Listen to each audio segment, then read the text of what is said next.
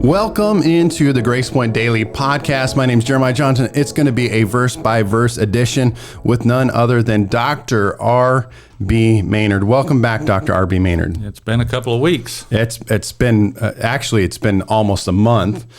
Specifically, wow. I had a person, I will remain nameless. I don't think they'll get too mad at me, but they got a hold of me on Sunday. And they, first of all, was like, you haven't been doing your podcast for like a month now. I was like, well, I think it's 3 weeks. Oh, it hasn't. And so that individual was real. So then I was like, I'm sorry. We've been busy. We've had stuff going on. And then they still kept, and then I was like, then I went to number two. Well, it's Dr. R.B. Maynard's fault. It's not my fault. So then I transitioned to blaming you. They still came at me. And then I was like, well, I'm okay. I own it. I'm sorry. Yeah. So anyway, it was, Well, they know that I wouldn't do it, that it had to be somebody else. So to said individual, we are back. So we're back. Well, and you have to ask, is that person a tither? I hope so. Anyway, but you know what? I will say this for those of you that listen to the Grace Point Daily podcast. I apologize, and I do see the analytics when we are less consistent, less people listen. When we're more consistent, more people listen. So that's on us. So if we're going to whine about listenership and not be consistent, faithful, then that's on us. So verse by verse, we go through the Bible verse by verse. Dr. R.B. Maynard really gets into it, and saying this on our podcast because we've had some funerals and stuff like that. I'm really appreciating the hype and kind of build up or buzz, maybe, if you will, regarding the whole Dr. R.B. Maynard thing, because we've had a lot of guests and people coming in. So when I make that reference point, it kind of they stop to ponder a little bit. Yes. And what is this? And I've had people ask me. So I know I'm surprised they're not asking me for some kind of diagnosis for their illness or something. Yeah, I think my favorite was, unfortunately, at Pastor Larry Graham's funeral, talking to evangelist Lynn Wheeler. Oh yeah, and I was kind of like, man, a lot's happened in Dr. R.B. Rick Maynard's life. He's got his doctorate, and I saw him kind of, his eyes kind of like, it's like he was thinking about it. He wasn't sure if I was serious or not. Well, he was I just kind of left it there. Yeah, he's jealous. That's what it was. So anyway, we're going to get back into it. Are we still in the Bible here? We just are still in the Bible. Okay, good. 1 Kings 17:13. What version are? Oh, never mind. I'm always NIV and the old NIV before, so we've got to clarify that now. Yeah, I got a new NIV that's not really appropriate, I guess. So anyway, I just got started there years ago. I got a Fire Bible, and that's kind of, where I started with it. So I've just stayed, I've stayed with that over the years. Not that I'm married to it, but anyway. So 17:13, and this is in the middle of the story of Elijah and the drought, where he's said there would be a famine in the land, and there actually is a famine in the land, and so he's met this widow woman who basically says, I've got enough meal and enough oil to make a meal for me and my son, and then we're going to die. We're going home and die.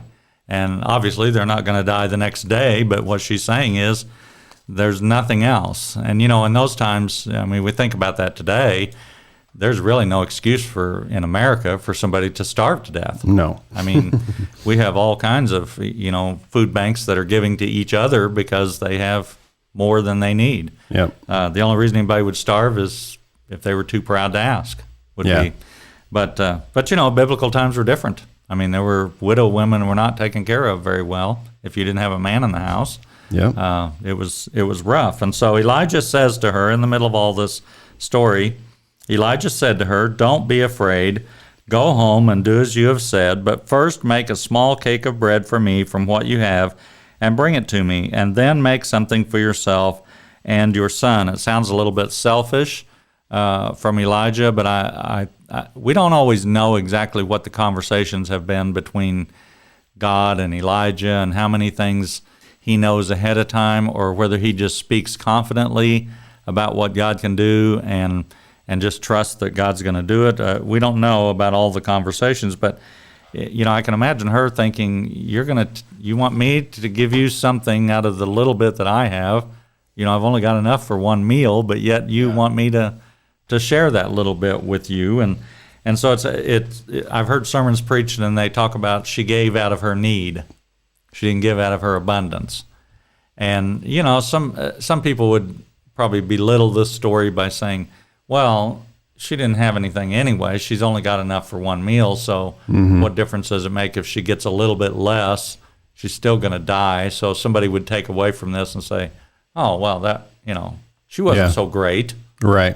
She didn't have anything anyway. We're not necessarily on the discussion of tithing, but we're going to see obviously a supernatural story of provision. Right. But I've talked with people before that are, well, I have $1,000.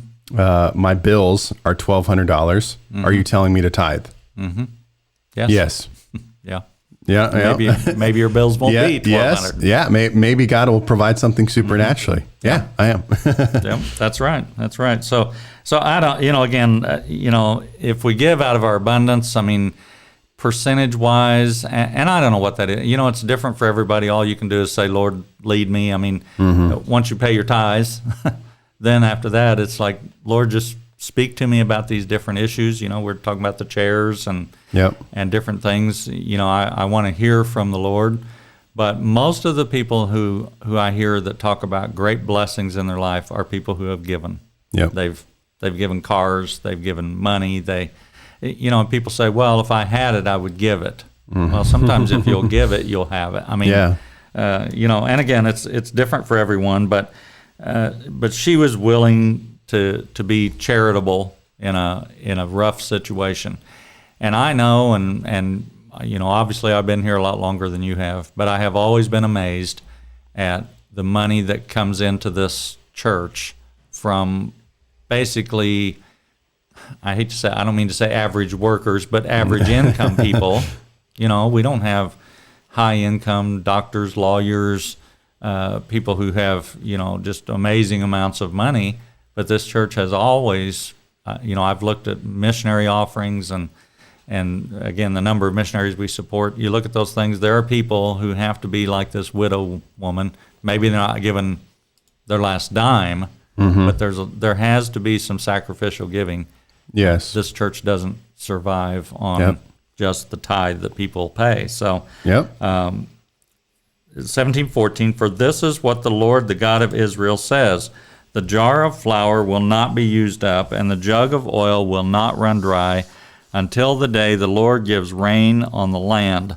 And this, I've heard this again preached, the law of increase. You give, and the more you give, the more you get. And the problem with that is, if your motivation is always, I'm going to give so I'll get, then, that may not work out.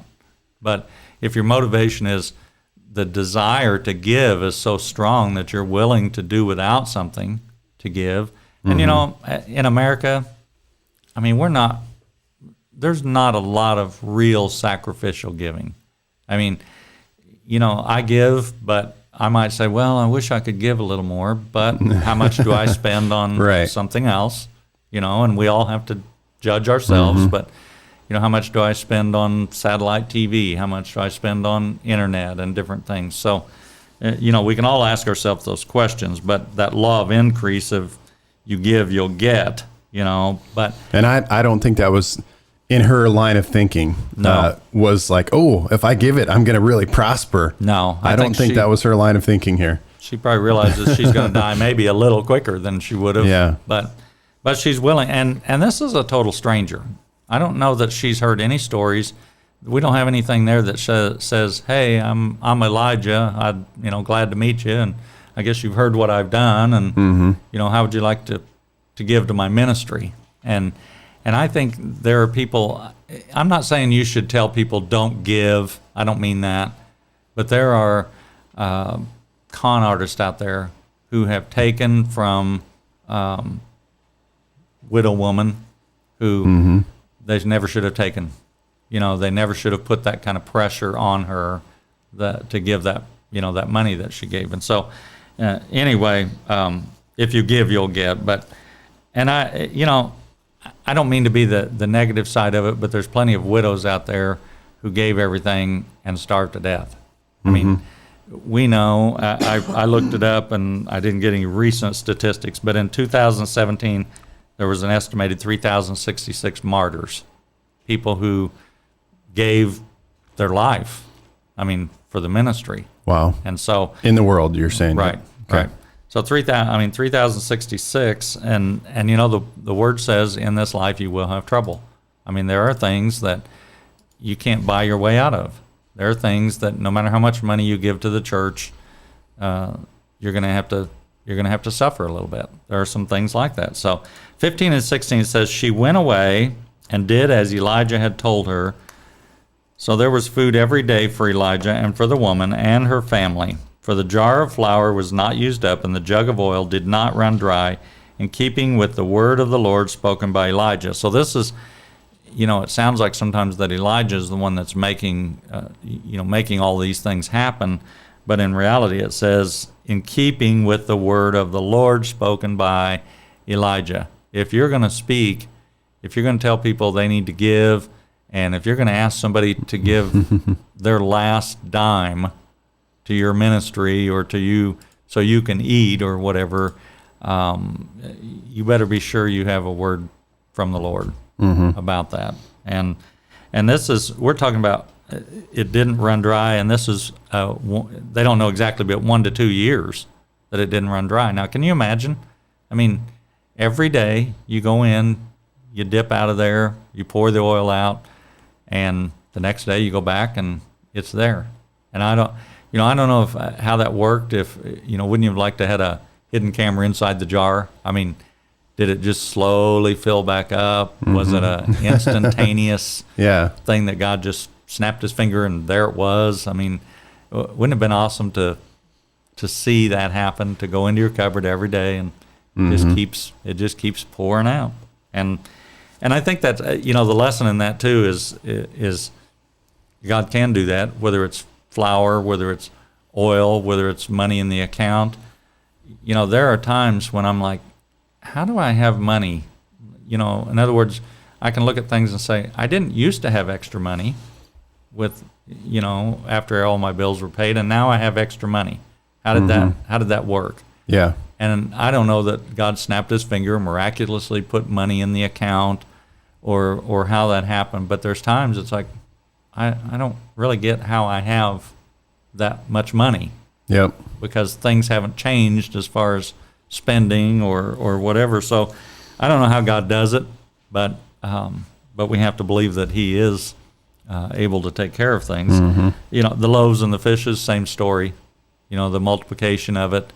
I'd like to have been there. I mean, did it magically appear in the basket? Could you not see the bottom of the basket and they just kept pulling them out? I don't know, but and the thing about those stories, these are with Elijah and the widow. This is a private thing. This is not publicized for everybody to see. Now, I don't know that maybe she went out and told people. I don't know, but it wasn't a public event for show. And the loaves and fishes, those people who sat in the back, I mean, did they even know that there was a miracle, or did they just say, man, I wonder where they got the bread and wonder where they got the fish, Yeah. I mean, a lot of people never even saw the miracle. And so we don't know that Elijah knew anything ahead of time. We don't know, and you look at these stories, the widow's mite, that she gave the last of what she had. And I looked it up to see what the mite was worth in the, it was the smallest coin, not only in value, but in the size. It was smaller than a penny as far as the actual coin size. But it was worth 6 minutes of an average day's pay. So I figured it up at $10 an hour. That's 96 cents. Times 2, it's $1.92. So there was a story written in the Bible. If the Bible was written in our time, somebody got named in the Bible for giving $1.92. Now, so it's not about the amount, but about the sacrifice, the willingness to give. And, he praised her and used her as an example for giving $1.92. And we think sometimes that, it takes thousands. Man, I can't give what somebody else can give. But you know what? There'll be people in this chair thing, donating money for chairs.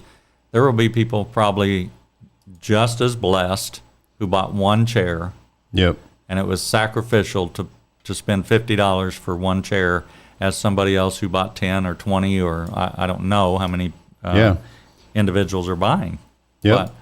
But the blessing won't be based on the amount, but on the sacrifice of giving. So 17 and 18, sometime later, the son of the woman who owned the house became ill. He grew worse and worse and finally stopped breathing. She said to Elijah, "What do you have against me, man of God? Did you come to remind me of my sin and kill my son?" So again, this is a year or two later.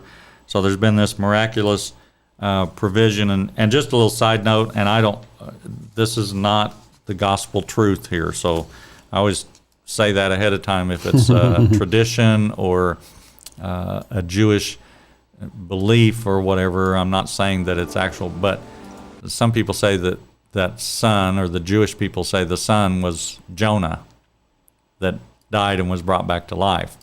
So I don't know where they, get that, if it's a historical study, a genealogy of men. I don't know where that comes from, but it is possible. I know we say, well, that's crazy thinking, but hey, we don't know who all these people were and who their parents were and all of those things. But Yep. And we don't know how long it was between the time that he got sick and the time that he died. And we assume when bad things happen to us, we're being punished. I mean, isn't it? Yes. Yep. I mean, it's like, what did I do wrong to deserve this? I mean, that's kind of the wording here. But she was blaming Elijah for something that was happening. And it's like Elijah just happened to be there. I mean, not happened to. I know it's by God's direction that he was there. But she doesn't know all those stories about, what he's done in the past or whatever. But it's that, what did I do to deserve this is her attitude. Yeah. In other words, I gave my last meal. I was willing to give, and now you're going to do this to me. I mean, what did I do to deserve this? And, she's living in the middle of a miracle and still basically curses Elijah and curses God. And I said, isn't it amazing how our faith is only as good as the last miracle. We can see something happen, and I know with Gabrielle, you could look at that, and you've told that story and talked about the miraculous things that happened in that story, but you could walk away from there, and how old is she now? 17, 16? Yep. 16 going on 17, yep. 16 years later, you could be hanging your head like, oh, where's God? This is so terrible, But in the time when that miracle was happening, I bet your faith was through the roof, And it's like we can't recall our past miracles. We've got to have one. And this is even a worse scenario because she's still in the middle of a miracle. I mean, she's had provision for the last 2 years or whatever, that every day there's been meal, there's been flour, there's been oil, every day that has been. And now, as soon as something happens, it's like, well, where's God now? Well, that God that's been, the old saying is Lazarus eventually died. I mean, you're raised from the dead, what greater miracle. Right. But at some point, he's still going to die. Yes. I mean, our miracles, because you had a miracle 16, 17 years ago with Gabrielle, doesn't mean that everything from that point on is going to be 100% great. That was a miracle for then, and yes, we recall the miracles. It should increase our faith, but it's like, I know that was then, but this is now. This is what I'm going through right now. And for her, even though she's still in a miracle, I think we get complacent. Yep. We can get up I thank God that I'm alive. I thank God that I've got food on my table. And we say those things, but then something goes wrong. It's like, oh, brother, where's God? And what did I do now? Yep. And so for her, And the worst, I was thinking, the worst case scenario then becomes we get so set into religious ways that then, like New Testament, Jesus was like, well, if I did a miracle, you wouldn't believe it anyway. Right. So now I'm definitely not going to do one. Well, yeah. Yeah. I don't know. And I wrote in John 9:2, this is the guy who was blind. They brought him to Jesus, and Jesus heals him, and then all the criticism starts. This is a miracle. And the Pharisees brought the guy, they said, who sinned, this man or his parents, that he was born blind? And the responses to that, the Pharisees asked him about the incident. The Pharisees came back and asked his parents about it. How is it that he can see now? Then they come back and ask him again, how is this that you were... And I love this response, because this is, you can just see the innocence probably of this, and we don't know how old this guy was either, but the innocence of him, but yet that straightforward response. He says, I don't know, or whether he is a sinner or not, talking about Jesus, whether he's a sinner or not, I don't know, but one thing I do know, I was blind and now I see. It was just simple for him. Mm-hmm. I don't care whether he was a sinner. I don't care. I don't really know who Jesus is. All those things. And I think that's a great testimony for salvation. Mm-hmm. For people who come in and say, because you don't have to know much about Jesus to get saved. You can hear a little bit about Jesus and realize that you need him. Yeah. And so people could say that about their salvation. Hey, I don't know much about Jesus, and I've never even read the Bible, but all I know was, I was on my way to hell, and now I'm not. I was depressed, and now I have the joy of the Lord in my heart, and all of those kinds of things that changes in an instant. But I love that response. I don't care about any of that. All I know is that I can see him. So 19 and... He wasn't a very detail-oriented guy. Right. Yeah. I don't need to give you all the details here. Just know I can see now. So Elijah says, 19 and 20, give me your son, Elijah replied. He took him from her arms, carried him to the upper room where he was staying, and laid him on his bed. So he's probably a young boy. Then he cried out to the Lord, O Lord my God, have you brought tragedy also upon this widow I am staying with by causing her son to die? So even Elijah is a little bit, this is the man of God. This is the man who's seen all kinds of miracles, but yet he's like, how you brought tragedy on her, and kind of like, God, you're kind of making me look bad here. Mm-hmm. It's would be the same principle of you praying for people and no one ever gets help. God doesn't deliver anybody. God doesn't heal anybody. And then people saying, well, he must not be a man of God if, God doesn't ever answer his prayers. And then you go into your prayer closet and say, Lord, why have you done this to me? You're making me look bad, by never seeing an answer to prayer. Mm-hmm. God, you make me look bad here. So even Elijah's still human. Yes. He's not an angel without sin, without doubts, so even we always like to say, well, how could you see what Elijah saw? And then make this kind of a statement to say, oh, Lord my God, have you brought tragedy on this widow that I'm staying with, causing her son to die?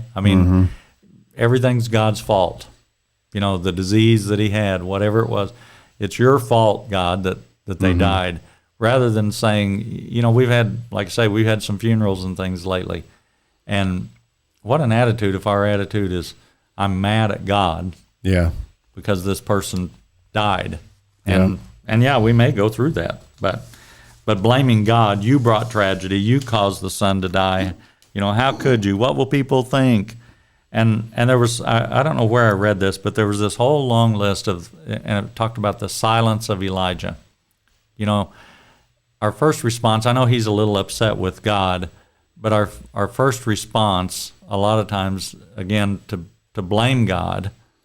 But with him, I think he gathers himself maybe.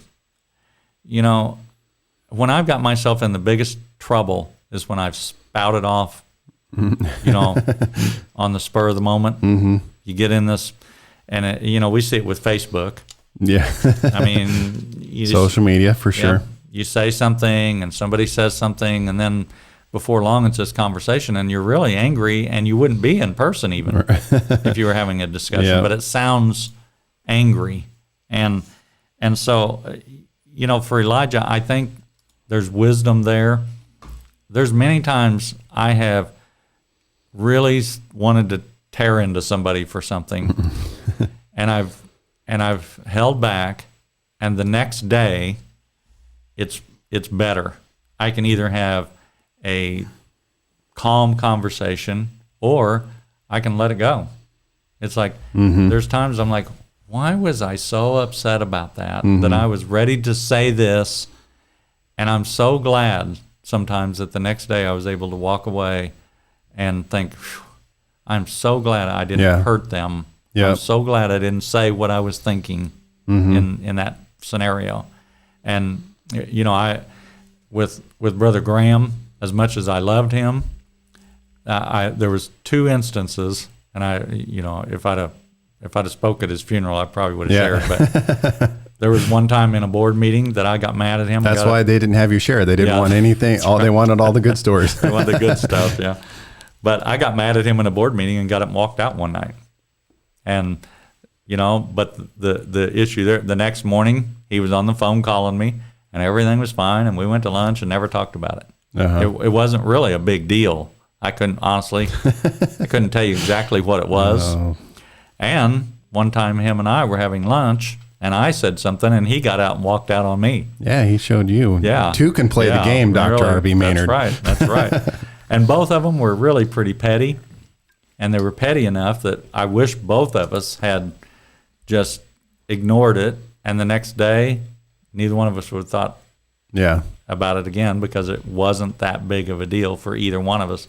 But you can get caught up in, all of a sudden somebody says something and it goes all over you, and those words just come out, But Elijah will, just talking about what he doesn't do, and wherever I read this, talking about the silence of Elijah, and there's nothing he can say to her that's going to make her feel better, unless he says your son's alive, which I won't spoil the story, but that does happen. But I just wrote down the things that we say, and again, we've been through a couple of funerals the last couple of weeks. We've had some other tragedy with some people in the church here, and just things that have happened. And I just wrote this list of things, and you've been around probably long enough to hear them too, because even if you're not a Christian, you hear these things said. But talking about the death of someone, at least he's not suffering anymore. We say those we say things like, we all want the magic words that somebody's going to say, oh, I feel so, I never thought of that. Or, man, when you said that, all my pain and grief went away. We want to be, I call it the hero image. We want to be the one that they talk about later that says, I remember when, I was going through this, and Rick Maynard said this to me, and I felt so much better. They were just such words of wisdom. But we say things mainly we say things because we don't know what to say, but we think we need to say something. And sometimes silence is fine. Sometimes a hug, I'm sorry, I love you, I'm thinking of you. Sometimes that's all it takes. But he's in a better place. And we hear that about everybody, because nobody dies and goes to hell when. And I'm not saying that. I'm saying that's what people think. Yeah. I've never been to a funeral where they said, "Man, this guy was a bum, and he's probably burning in hell right now." We don't do that. But it must have been God's will. It must have been God's will for them to die. And I know we can say things are in God's hands and things are in God's plan, but it's really not going to. And then with children, God needed another angel. Well, no, God didn't need another angel. I mean, that's, I guess that's supposed to be comforting. Time will heal. You can have another baby. I mean, people who lose babies. I think there's a feeling for us who aren't that person. There's a feeling like, well, that baby was brand new. You didn't even know that baby. You know, you've never talked to that baby. You've never loved on that baby. You never read him a story. You never, took him to the zoo. You never had all those things to build memories. So we act like it shouldn't be that hard on them because, Yep. And we don't share this story a lot, but my wife miscarried twins before we had twins. Oh, yeah. So, and people could say, oh, well, you can have, well, the fact that you have twin boys now, I mean, sure, you're thankful for that, but that doesn't erase that there could have been another set of, and, there still could be in the future. I mean, there's hope. I could have a 15-passenger van. Yeah. Pastor Rachel, come on, another set of twins. She just doesn't have faith like I do, Dr. R.B. Maynard. I mean, my faith is always ready to go. She should be sitting here at the table with us today for our great wisdom and advice. But, at least he's with, we could say with Pastor Grant, well, he's with his mother and his dad and his brother and, and those are all, those are good things. I don't mean to make light of that, but they're just not going to change the outlook. Yep. Donna Graham is going to grieve no matter how many of these things may be true. She's still going to grieve, and that's just something she'll have to work through for herself and in her way. But God doesn't give you more than you can handle. I think one of the worst, I know how you feel. No, you don't. Nobody knows how anybody else feels. You can say, Rachel could say to someone else who had miscarried, well, I know how you feel. Well, she has an idea because she went through something similar, but it's still, all of our lives are different. Everything affects us different because of our history and our family and the other tragedies in our life, how strong we are. And then, the other one, at least it happened early on. God probably took that child because he knew that child was going to grow up to be a drug addict. And, I've heard that, and it's like, really? So God, oh, man. God showed a favoritism by not allowing, well, then why did he let some other kid grow up to be a drug addict? So, that doesn't make sense. But the other thing he doesn't do, he doesn't get defensive about this. He doesn't say, well, this is not my fault. How dare you accuse me? How dare you blame God for this? He doesn't get all defensive and trying to take care of all that. But he takes him to his room, takes him to what we would say the prayer closet, if you would. He had nothing to say to the woman, and he probably had a lot to say to God. And I think that's where, I've told people, if you're angry with God, just tell God you're angry. He's a big boy and he can take it. Yes. And so, we think that we're supposed to feel so guilty if we are upset at God about something. Like if we say anything, he's going to be just so mad at us for being wow, they upset. really told me. Yeah. So, I guess in this whole thing today, we'll wrap it up here, but this whole thing with, living in the miracle, I think we all are guilty. We can point the finger at this woman. Man, she had flour and oil every day for a couple of years. How could you doubt God about anything? But, the flour and oil didn't keep her son alive. There was still another tragedy. You have a miracle with Gabrielle, but there's other tragedies in life. There's other things you deal with. And I know we can look at those things and recall those things, and it increases our faith by saying, well, God does answer prayer because I have this testimony of God's answered prayer. But we don't know how it's all going to go. And I just think for all of us, we can't base our faith on the last miracle. We have to say, I believe that God, and I'll give you a little intro to the next time around, but this guy's raised from the dead, and this is the first time anyone was ever raised from the dead in the Bible. So Elijah was asking for something that he had never seen before, that no one had ever seen before. No one's been raised from the dead. And so now, for me, what does that say? I should have faith. If I've never seen anyone raised from the dead, I should be able to pray for somebody to be raised from the dead. If I've never seen a financial miracle, I still should be able to pray for that. I still should be able to believe for the things that I've never seen happen before. So anyway, we better wrap it up there today. Awesome. Well, I am going to go a few minutes longer. I had talking about unique provision in the story the other day. I was doing a wake up grace point, and we're talking about, believing God for some chairs, 250 chairs, provision for that. And so I just played the video, threw that out there, and I had an individual from Texas that doesn't go to our church, just an acquaintance, messaged me and said, hey, I want to, and it's actually Christian Wrestling Federation. Right. Rob and on his show, they do a weekly YouTube channel for their whole organization. At the end of the video, he's like, I want to pray for Pastor Jeremiah and Grace Point because I believe in that church and I believe what I've seen in my interaction with him and our Christian Wrestling Federation. We want to buy 2 chairs. Yeah. That's awesome. So anyway, awesome. I'm going to throw this video up there. You guys can watch it. If you want to partner with us for that project, you can go to gracepointag.org. Check this out. We'll wrap it up. Let me ask the question this way. How many chairs do you think are in heaven? The good news is one day we're going to eat in the kingdom of God. Or at least I think so. Let me read you this verse. Luke chapter 14. When one of those reclined at the table with him heard these things, he said to him, Blessed is everyone who will eat bread in the kingdom of God. But he said to him, A man once gave a great banquet and invited many. And at the time for the banquet, he sent his servant to say to those who had been invited, Come, for everything is now ready. But they all alike began to make excuses. The first said to him, I bought a field and I must go out and see it. Please have me excused. And another said, I bought 5 yoke of oxen and I go to examine them. Please have me excused. Well, if we're going to eat in the kingdom, we're going to have a banquet, we're going to be at the banquet table, then we're going to need a chair.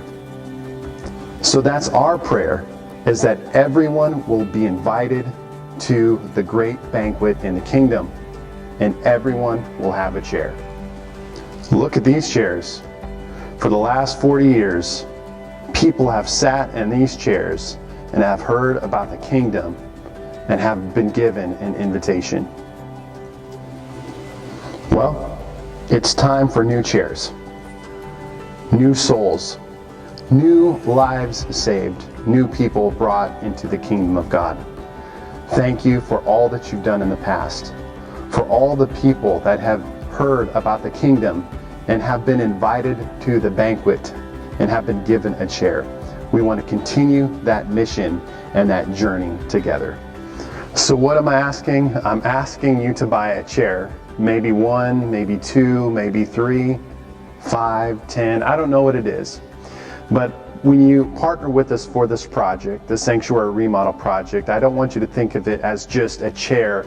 I want you to think of the person or the soul, the life of that person that will sit in that chair. Maybe not today, maybe not next week, but somewhere down the road in the next 5, 10, 15, 20 years that these chairs will last. Think of the people, think of the souls that will sit in that chair. And as you purchase a chair, I want you to pray for it. I want you to take ownership over it and say, God, I'm believing as I partner with and I purchase a chair that one day somebody's going to sit in that chair who will hear the invitation to the kingdom to sit at the banquet table. Well, we have 250 chairs to buy. Join me on this journey and this project. Thank you.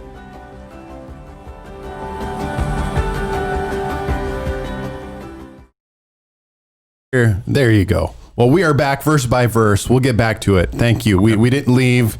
It's here to stay. Dr. R.B. Maynard's going to get back in the groove. Anyway, yes. We'll talk to you guys next time.